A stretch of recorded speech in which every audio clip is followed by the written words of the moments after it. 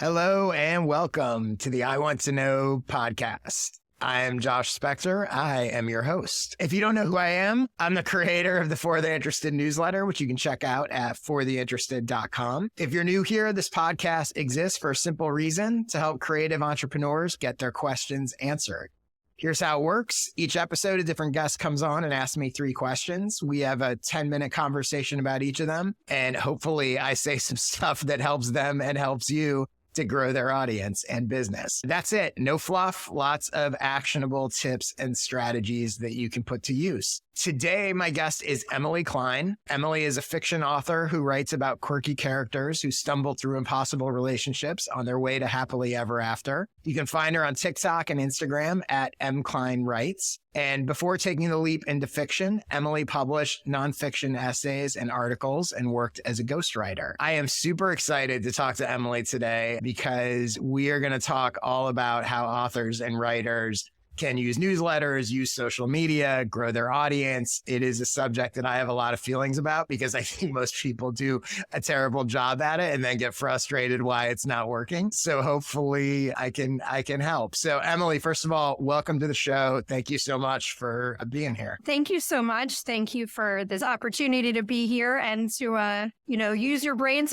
So let's get right into it. What is the first thing you want to know? So the first question, which you touched upon, which is, as a fiction author, what kind of content can I create for readers that is of value that they will want to read? The advice I'm going to give you applies to authors and writers. It also actually applies to anyone that's using social media. But in particular, I think authors and writers, and I'd say artists and that kind of stuff in general, I find a lot of them make the same sort of basic mistake or misconception. And then everything comes from that. And then they go, I don't know, this isn't working. I'm not getting anything. And it's really sort of a root kind of foundational misconception. So let me start by sort of asking you this question. Do you have a newsletter right now or no? Not really.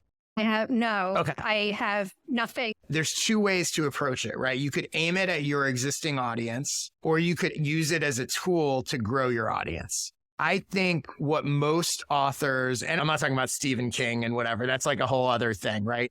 But I'm talking about people that are trying to build their career, or they're established, but they're trying to get bigger and they're trying to grow. What most people do is they say they want to grow their audience, but then they write a newsletter that's only speaking to the people who already know who they are. And that's why you'll see most author newsletters, like if you started a newsletter, most likely it would be some version of the Emily Klein newsletter. The problem is, if your goal is to grow your audience, no one cares about the Emily Klein newsletter that doesn't know who Emily Klein is. The typical author newsletter it's the Jane Doe newsletter.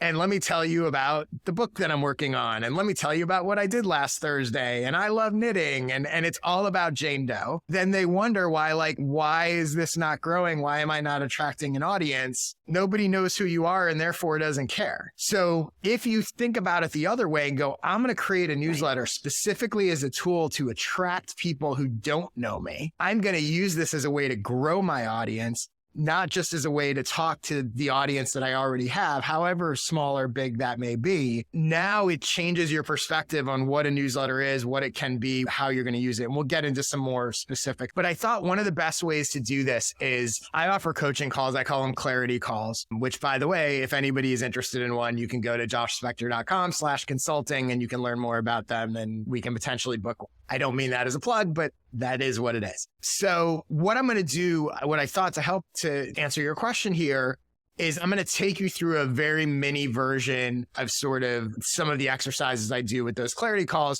which are really designed to help people figure out, what do I talk about? What content do I create? What is my messaging? Like, how do I attract these people? So it starts with 3 questions. And again, we'll do a mini version here of just a couple minutes of what is really like a 90-minute call. So it's a whole other thing. But so I'm going to have you answer 3 questions just on the fly in order. So the first one is, what's your goal in general? What do you want to do? What are you trying to accomplish? Not related to newsletter or anything like that, but what is it that you want to do? I'm going to be a working author, like a career author. So I am paid to write books and also to create content, whether that's a paid newsletter or serialized stories, helping people just escape from their everyday for a few minutes to a few hours. With that goal in mind, who do you think that you need to reach to accomplish that goal? And that feels like such a big question because as an author, like the obvious is I need all of these readers, but Okay, so you need readers. So let's get a little more specific. And I'll focus on the book piece, even though I know you want to do multiple things, right? So the ideal type of books you want to read are, how would you describe them? nonfiction is a whole other world. But fiction is, it's quirky. It's funny. It's like that Schitt's Creek kind of humor. The book I'm working on now, it's a small town, quirky characters. It's a romance, but there's like dead bodies piling up in the back. So there's like this mystery romance, but very quirky, over the top. They're just fun reads. They're not reads for you to get like the meaning of life. So to your point of who do you need to reach to accomplish the goal being to write and publish successfully those sorts of books. Yes, you need readers, but ultimately you need the types of readers that like those types of books. So you're already narrowing it. So if we're feeling like, oh, I need readers and readers is this massive thing, you actually need a subsection of readers who are interested in the kind of books that you want to write. And in thinking that through, you can go a step further and you can use examples of the kinds of people that like X, Y, and Z book. I don't know that market well enough to know, but I'm sure you know the kinds of people that like this person's book or this author are the kind of people that I would need to and want to reach. So you can think through in your own terms how you define that. You know it in your head, and you just probably haven't really thought about it. Define who those readers are in that way. It's fine for it to be broad and general. One of the terms that I noticed, I think, in looking at your website or something of yours, you use the term upmarket fiction, which admittedly, I didn't even know what that was. So I had to Google what is upmarket fiction, which is a separate issue that we'll not issue, but a separate thing that we'll get into. I'm sure writers know what that term means and publishers. I would never. I mean, that was really more like history-facing language. I would never use that with the reader because it doesn't mean anything for a reader. It's like doctor speaking like medicalese to each other. Yeah, I wouldn't get into that language. So then let's get to the third question, which would be with those people in mind, what we'll just call your ideal readers. What do they value? What do they want? Besides, they want to read books that entertain them, but what is it that they're looking for? The editor I work with,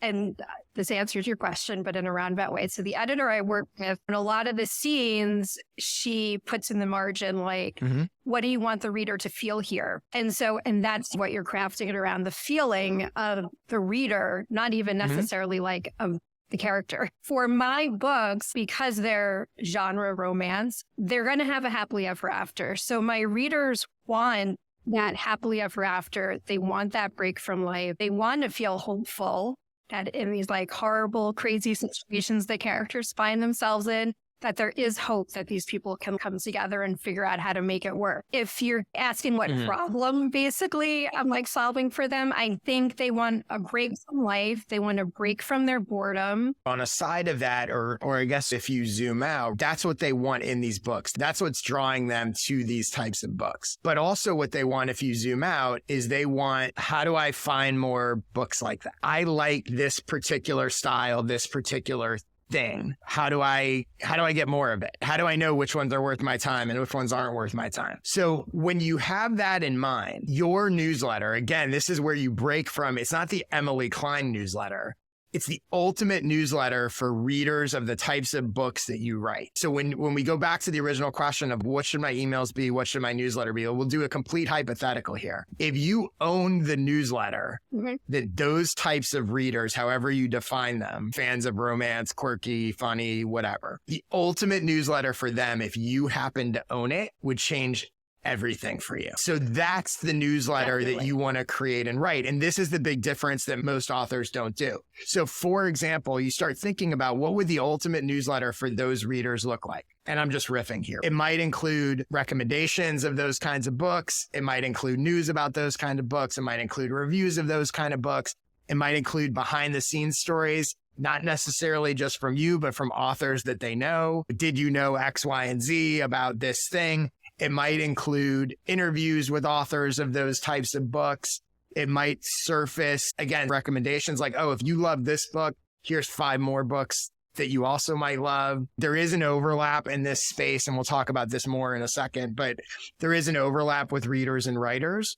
Your main audience is readers, although some of those people are also writers. So it could include advice for writers that want to write those kinds of books. There's also some overlap with industry. So it's interesting to think about what would the industry that publishes these kinds of books, what could be in a newsletter that those people would be like, the agents, the publishers, the whatever, I got to subscribe to this newsletter. But that is the newsletter that you want to create, going back to the original point of growing an audience versus talking to your existing fans.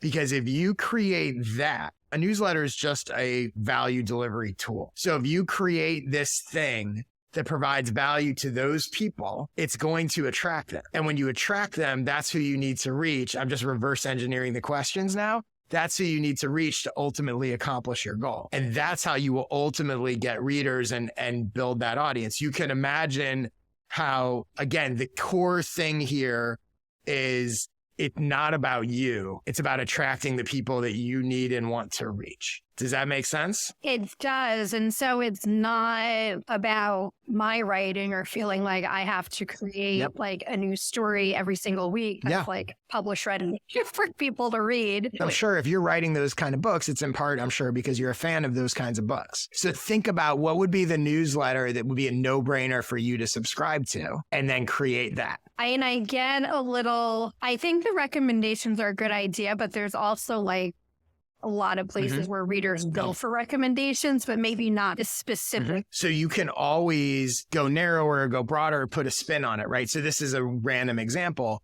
You might say, look, there's a million places where people get recommendations of this kind of book, but maybe my newsletter is only about, I have no idea, but maybe your books have the protagonist is usually a professional woman. So maybe you go, I'm going to only focus on the books with protagonists that are professional women, or I'm going to only focus on the books that are, I'm not saying this is it, right? But imagine if you had we talked about you being from Jersey, right? So if all your books were set in Jersey, you might go, you know what? I'm going to focus on books that are like Jersey characters in this niche. Like you can go narrow. The key is the alignment with what you ultimately write and do, and it becomes unique. And by the way, the more narrow and unique you become, the more newsworthy it becomes. Because now maybe the local New Jersey news has zero interest in interviewing Emily Klein, just another writer. But Emily Klein, who writes a newsletter all about this version of Jersey stories, they might go, you know what? We should interview her. Because ultimately, you don't need everybody. No, you don't. And I think I just was totally missing the point of like, or when I would think of marketing, it's like I understood the necessity to niche down my reader, but not my content. Yeah. And so that's actually like a big light bulb for me because like they need to match. And so the content to be niched also. So that's real value. And I think, again, once you realize that your quote unquote marketing doesn't have to be about you, that it doesn't. And we're going to talk about social media in a second. Number one, it's really freeing because it's hard. The obvious question of like, how do I provide value to people? Do I just give them more of my stories? Do I give them more of whatever? And not that that's not valuable, but it's like, again, that shift from how do I track the people I want to discover me versus how am I just promoting myself or talking about myself really changes the way you approach it. So the second thing just segues right into social media. So what's a good mindset or approach, or basically just what we did now with the emails? I think one thing is with social media, most people, and this is not just true of authors, this is true of everyone, right? What most people do on social media and the way they use it is they mimic what they see big successful people doing. So most authors go, oh, I'm going to do what that big author does. I'm going to use social media in that way. And what they don't realize is using social media as someone who is already established, successful, has an audience, famous, whatever, is completely different than using it as someone who people don't know. I used to do a lot of work with comedians, and you would see this all the time, right? And they'd be like, well, those comics just post jokes, so I'll just post jokes. But those comics didn't build an audience by posting jokes. They built an audience because they have a show on NBC. Like, it's a totally different thing. Like, they have massive followings, usually because of something they did off of social media. They're not actually that good at using social media. So if you have a big established audience, the way you're going to use social media is going to be completely different than if you're trying to grow your audience. Think about, how can I use this to attract people who don't know me versus, hey, here's what I had for lunch today. I'm working on the sequel with the character that you have no idea who this person is. Why would you care? The other big trap to avoid, and almost all creators fall into this, but I think especially authors and writers,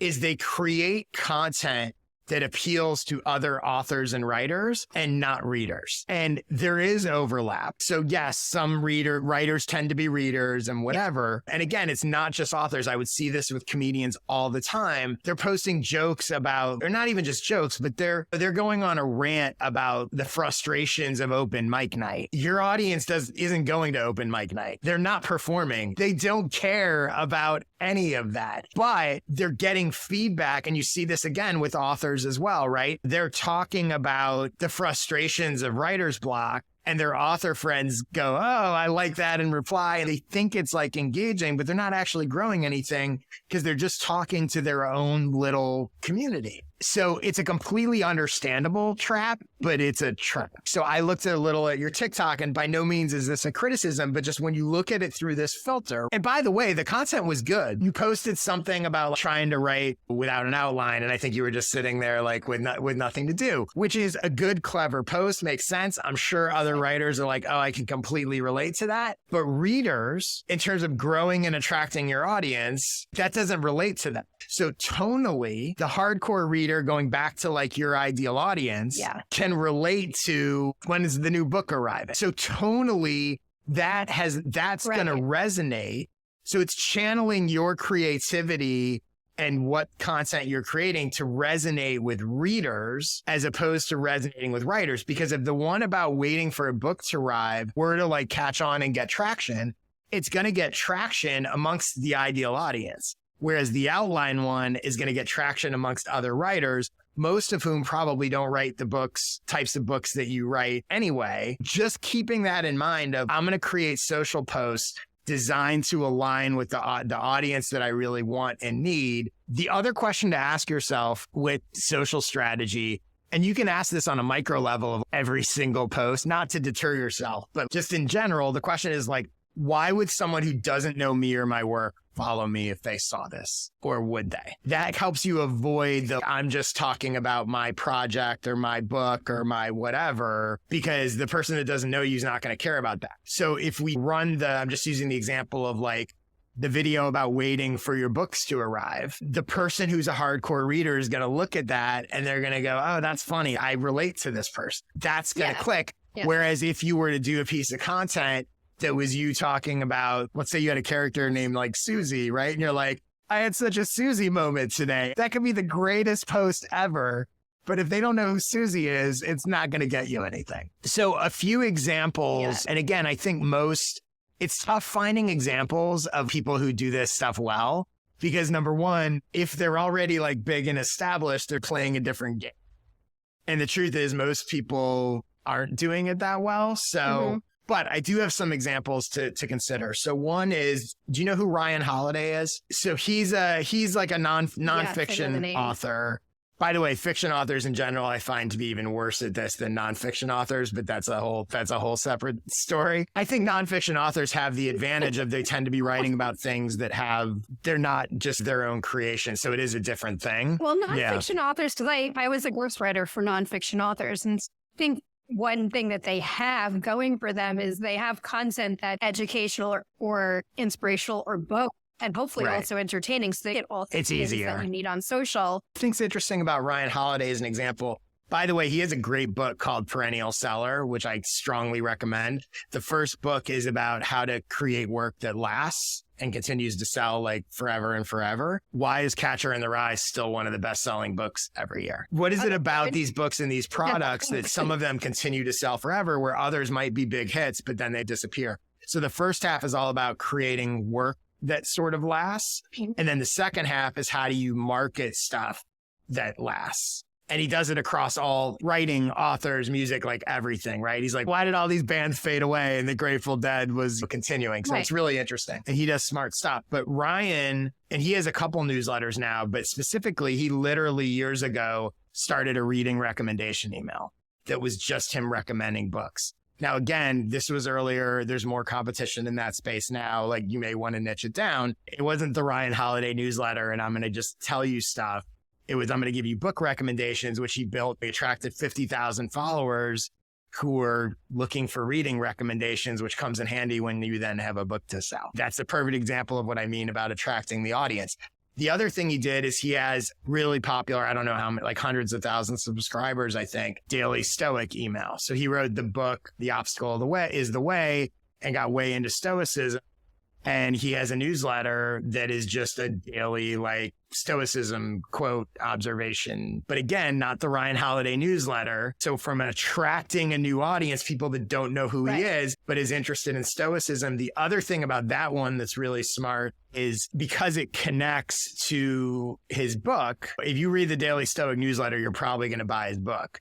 But also, if you buy his book, he's given people a reason to subscribe. Here's the newsletter. So he's getting email addresses from all, I think the book actually even promotes the newsletter. So that sort of connection. So that's the other thing you can think about is as you put books out there, let's say you decide that your niche is this like Jersey stories, whatever, the person that buys it and reads it and go, hey, I have a newsletter where I recommend other Jersey stories and Jersey romance, quirky, whatever, however you define it. You've given readers a reason to give you their email address, which I think another thing as authors have sales in their books that they fail to do. Most cases, probably they have more people buying their books than they have on their email list. So that can help that.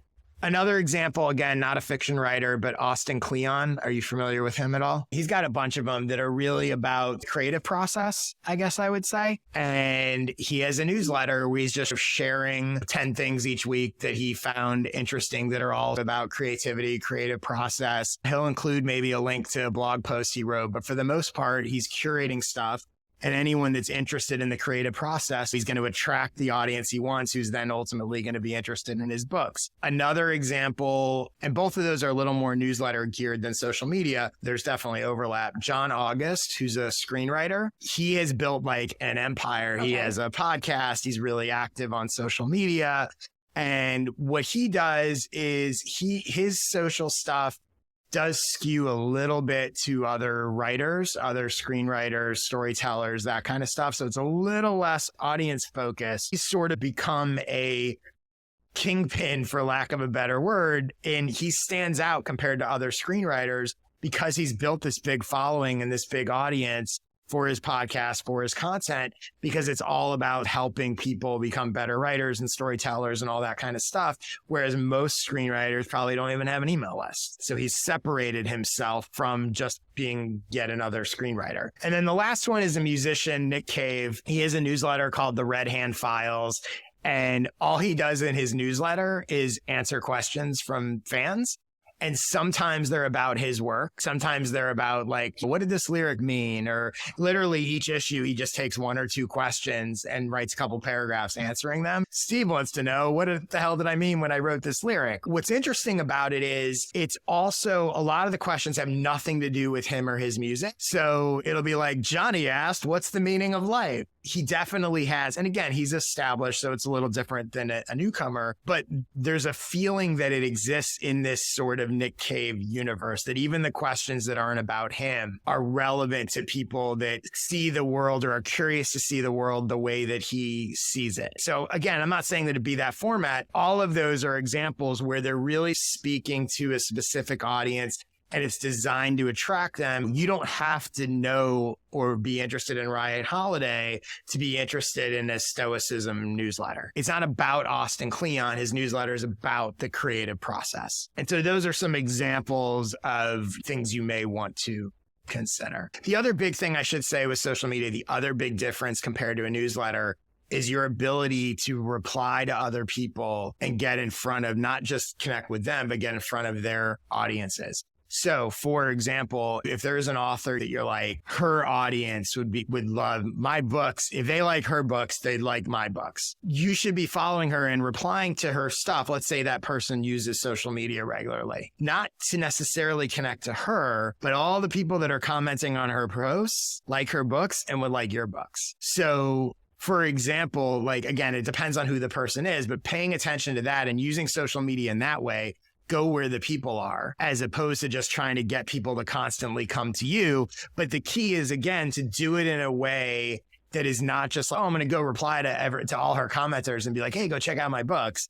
But as a genuine person and provide value and say something interesting, they're going to go, oh, who's this Emily person? And they're going to go check you out. And, that's another huge advantage of social media. People spend a lot of time thinking about what am I going to post, as opposed to where are my people hanging out and where can I go find and engage with them? Yeah, no, that's actually a great point, because you hear a lot about comment and become friendly with the influencers in your genre, which is valuable. But I like this idea of even getting closer to the reader. I mean, not like in a creepy way, but in a way that's, what are you interested in? Building that relationship, but like an authentic relationship. And so I like that idea of just really going where the readers are. There was a comic I knew and he was a big Cubs fan. And so I said to him, you're watching the Cub games and you're tweeting basically jokes and funny stuff and commentary like a fan would, but you're a comic, so you're actually funny and whatever.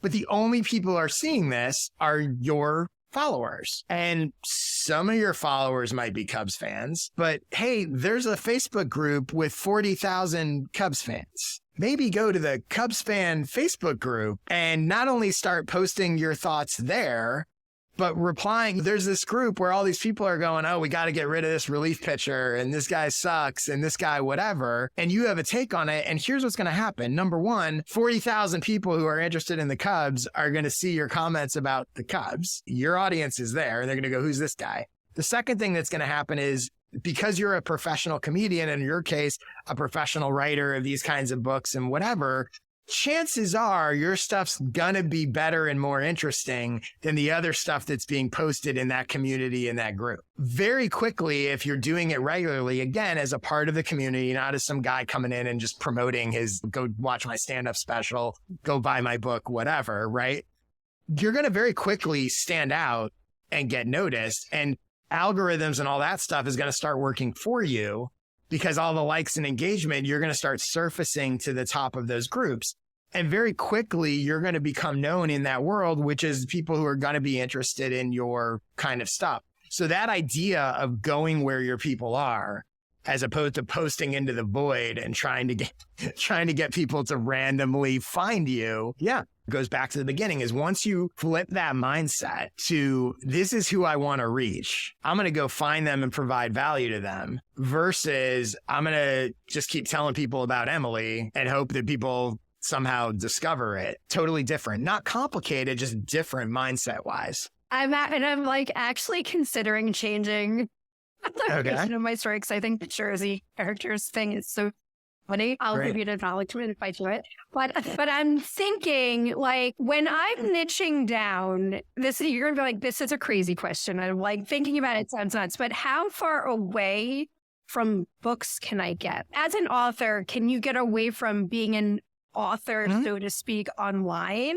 You're aiming for your ideal audience, but it's not going to necessarily be your only audience, right? You're still going to get other people. So like when I talk to people, and this is both like business or art or whatever it is, that's who you want to align with. So the truth is, let's just take the Jersey thing, right? If you created a newsletter that was about Jersey and not about Jersey books or Jersey stories, you will attract people who are interested in Jersey, and a certain percentage of them maybe readers. Let's say your books skew female. I don't know that they do, but I'm guessing and assuming, right? Let's say they skew female. And let's say I was a Jersey guy, God forbid. If you write a newsletter about Jersey stuff, you might attract me.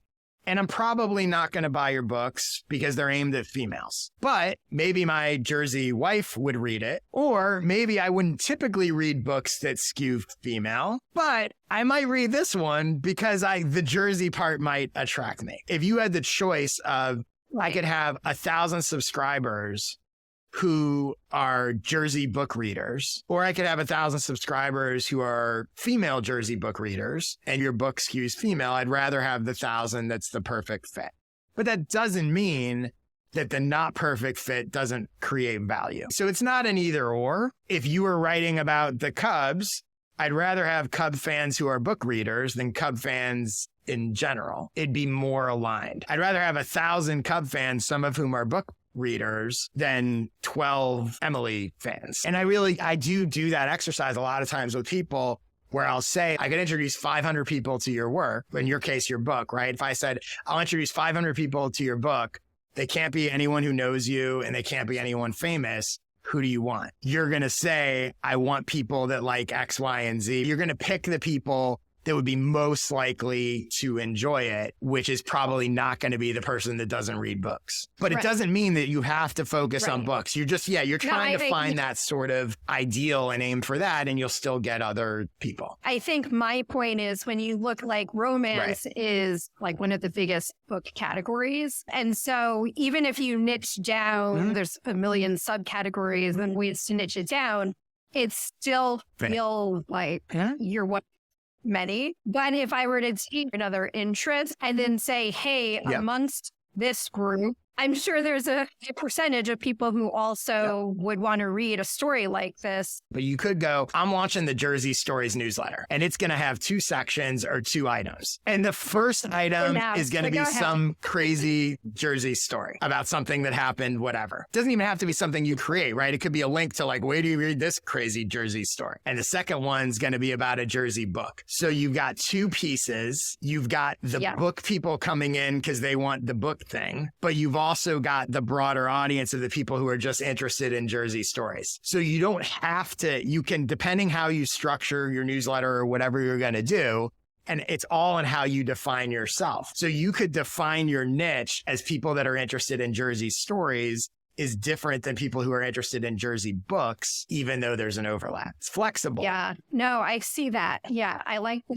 action. I like that. Yeah, it does give you more flexibility, and it also allows you to, I'm going to say the word authentic, but that might not be the right word, but it allows you to be more of yourself in the marketplace. All of a sudden, everything, not only social posts and newsletter, everything becomes easier. You go, oh, maybe I'll have the Jersey Stories podcast, and it's going to have a story, and it's going to have authors coming on telling their Jersey stories. And all of a sudden, again, we're really talking about branding here. All of a sudden, you're not another romance author. Yeah. You're the Jersey Stories lady. Well, yeah, and that's my point is that there's so many romance authors, and there's so many authors and then so many romance authors, and they're all amazing. It's like it's great company to keep. But when you look out into the ocean, it's overwhelming to think, well, who am I in this group? How would I ever break through? And I think coming forward with something that is another aspect of me or another interest I have. And by the way, from an industry or publisher standpoint, because they're trying to figure out ultimately, how do I market this stuff? So if they're looking at 2 books that are good and they go, oh, this one has a hook. This is the Jersey Story thing. If you get into paid audience growth tactics, and let's say you're like, I have the Jersey Stories newsletter, and I want to grow it, well, maybe I'll target Bruce Springsteen fans who live in New Jersey. All of a sudden, if you did that exact same thing with the Emily Klein newsletter, they don't care. The Jersey Stories newsletter, and you're targeting, again, I'm just using this as an example, you're targeting Bruce Springsteen fans who live in New Jersey and who are book readers and who are women. So, I actually love this idea because I think it's really funny, but where do you go beyond New Jersey then? People who don't live here, they probably don't want to know about New Jersey. Again, this is also ideal versus only, right? So here's a perfect example. Think about all those people who watch The Sopranos that did not live in Soprano land. For a certain audience, they were watching because, oh, I relate to this. And by the way, not just New Jersey, but people who live on the East Coast. They know people from but there's also other stuff. People are going to buy your books, not just because it's about Jersey. They're going to buy their books because they also like that type of book and those types of characters. So what you're creating is I always use the dartboard analogy. You're creating a bullseye to aim for, but you're still get points when you land outside. You're still going to get an audience that isn't that perfect fit. But when you don't create a perfect fit, it's like you just fade into the crowd and you're just another writer writing those kind of books. By the way, the other thing with social is it can become collaborative. All you're trying to do is build a connection to an audience so that when you have something to promote, when you want to tell them about your book, which especially in the case of books is not that often. I heard somebody, I forget who it was, but on some podcast, and they were talking about, they're like, if you're working on a book, like you should be spending a year attracting the audience that you want for that book. And then you're promoting it to it. You're then promoting it to an existing book, but you're not promoting the book. If you go down the Jersey route, you're like, I'm going to attract these people. So how can I build an audience for this thing? I don't have to sell them anything. Just like what is fun and cool and interesting, and someone that was interested in this sort of Jersey girl life or whatever gonna follow. And there's a million ways to do that. And by the way, it also is way more fun, which makes you more likely to do it than what most people do, which is like, worked on my outline today. Here you go. And I have a post like that. All right. So I know your mind is racing. Let's get to your third question and we'll speed through it. So what is your third question? So if I have my general email, we call it, and then let's say I want to start like a paid subscription email as like another revenue source. It's obviously different depending on what you're doing, but I think the big takeaway for me, and I learned this sort of the hard way because I started off doing what everyone else does and then was like, wait, there's a better way to do this. People don't want more. They want different. So the default that people go to with paid newsletters, they go, oh, one issue a week is free and 2 issues a week are if you're a paid subscriber. That causes all sorts of problems. Number one, people don't just want more, even if they find it valuable, like they're not really going to pay for more. Number two, it creates all sorts of problems for the creator because now you're like, what do I write about for free and what's behind the paywall and what's not? And it's just a mess. So in general, I think your monetization of an email list, because that's really what we're talking about, is what can I offer people that is different, that is valuable to them as opposed to just more of whatever it is. Typically, if you want people to pay something, obviously you have to create value for them. And that value is usually rooted in some sort of transformation. That's why most educational content tends to work much better than entertainment content when it comes to monetization. You're helping them accomplish some goal. You're helping them get from point A to point B.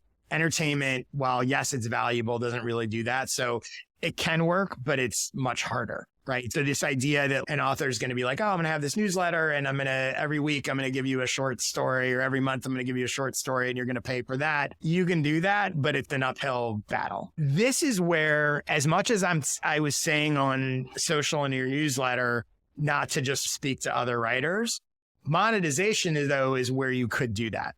So you might have an opportunity if you feel like you can teach other writers things that you might go, my free content is aimed at fiction readers, Jersey girls, whatever it is. My paid content, whether that be a newsletter, whether it be a course, whether it be whatever, is aimed at other writers like me.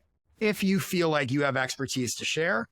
And on a side note, I would argue that everyone has expertise to share because there's always people that are a little behind you. So even if you haven't made it huge and have some big, huge advance and whatever, if you've only written one book, there's people that don't know how to write their first book and you could teach them how to write their first book. So a lot of people go, how could I sell educational content? I haven't made it myself. I haven't succeeded. You're further along than somebody. Like the example I use, which is completely extreme, is like the person who has only written one blog post still has expertise compared to the person who doesn't even know how to set up their blog, they haven't even written one blog post. So there's always, it's a spectrum and you can always find those people that are further behind you. So if you're thinking about how do I monetize my stuff, I would be thinking about what's different, not more. I would be thinking about, do you go the educational route to help other writers? One example of this is Kaylee Moore, who I had on my podcast recently, and we'll put a link in the show notes. And she's a freelance writer. So her social content and that stuff is mostly aimed at businesses and potential clients who might hire her. But she has a whole slate of paid products aimed at helping freelance writers, helping them figure out how to get work, helping them become better writers. So there's that dividing line of, in your scenario, it would be my free stuff is aimed at growing my audience of people who are going to want to buy my books. But from a monetization standpoint, I have this other thing that is aimed at other writers. That's one way to do it. But the other thing to consider is, again, your paid product doesn't have to be a newsletter and probably shouldn't be.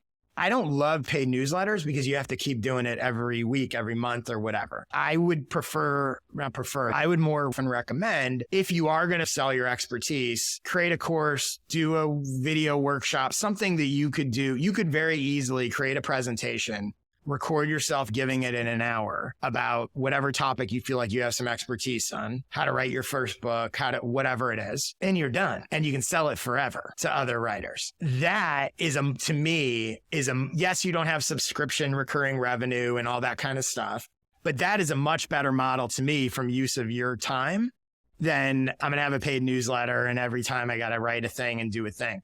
You can also sell those kind of courses or workshops as a subscription version as well. So I offered skill sessions, which another plug, people can check out at joshspector.com/sessions. But all they are is they're 1 hour video workshops on a specific topic. I do one every 2 months. You can buy them individually for $50, or you can subscribe and get all of them and get to come live on Zoom and ask questions for $150 a year. So I'm doing 6 a year, not overwhelming, 6 1-hour real-time presentations. It's both a subscription product and an on-demand product. There's different ways you can do it, but I think all of that is probably a better approach than a paid newsletter. The other thing I would say is if you don't want to go the educational product route, if you succeed in growing an audience for your now new Jersey girl, Jersey story, whatever thing, if you attract an audience of fiction readers or in a specific niche or whatever it is, there's probably a lot of people that would want to reach them. So you may be able to monetize just through sponsorships in that newsletter. And it's probably a better, easier monetization path than creating a separate product, unless that's like the way that you want to go. And you can think about yourself, right? If your book comes out and someone will forget even the Jersey thing, let's just say however you define your niche of readers, and someone had a newsletter of 5,000 subscribers who love those kind of books, how much would you pay to get them to mention your book to them? It'd be worth something. Building an audience is such an asset for you individually, but also that can be monetized in all sorts of ways, especially in your field where it's like all these people, and by the way, including publishers. You could build this newsletter, get it up to whatever it is, a few thousand subscribers, and there might be a publisher who they have new books coming out all the time. And you could go to them and you could say, look, I don't want to deal with selling sponsors and all this stuff.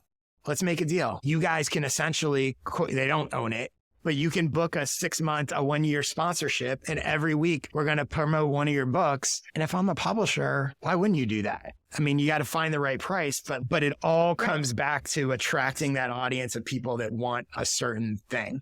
And once you have that, then a lot of other opportunities come into place. And I love that idea of really leveraging the full value of the list where I'm creating value for the readers, but then there's also value for potential sponsors or advertisers. So I like that idea. I also really love the idea of not making it like Emily author, but Emily Jersey girl or what, I feel like Emily, whatever it is, because it does give you more flexibility in terms of what you can, like the spin-off products, basically, of what you can provide. And that's fun. And that feels fun and creative. It opens up so many opportunities for you. It differentiates you again within the industry. It also will show, because again, publishers are also looking, how hard is this author going to work? Okay, she wrote a book. It shows that you have some marketing savvy. It shows that you have an audience. I just think it will help on so many levels. I don't know if that's major for books. Yeah, I mean, in nonfiction, they look at your platform more, but I feel like they're starting to look more at fiction. And regardless of if you self-publish, indie publish, traditionally published, you are expected to market. Just imagine if you had 2,000 Jersey girl type readers sending you stories and sending you like, oh my God, it's going to have so many benefits that like you can't even predict. No, I love this idea. It's so much more fun, creative than, I mean, dare I say, what people think of marketing. It feels really creative. Tell people where they can find you now until you totally relaunch and all your stuff. I'm less on Instagram, but I will be on more, and basically TikTok now. Emily Klein. Thanks everyone for listening. My newsletter, fortheinterested.com/subscribe. I've already promoted my skill sessions in here obnoxiously, joshspector.com/sessions. If you would like to do a clarity call, which you got a little minor taste of in this episode, joshspector.com/consulting. I'm on Twitter all the time at jspector. If you would like to come on this podcast and ask me 3 questions, I will help you change the setting of your book, apparently. joshspector.com/questions. Thanks everyone for listening. Thanks Emily for being here. I will see you next week.